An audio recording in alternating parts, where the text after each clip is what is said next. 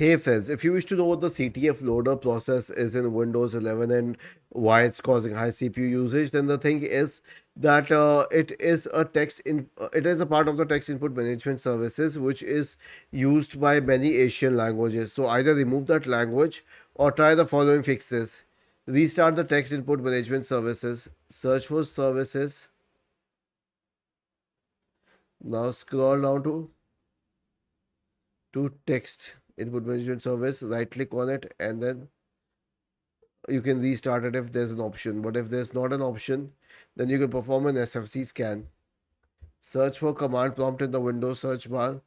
Click on run as administrator. Type the command sfc space forward slash scan now and hit enter to invoke the SFC scan.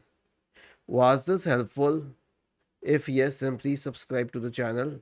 If not, then let us know in the comment section of the video on how we could help you further. Thank you for watching this video and have a nice day.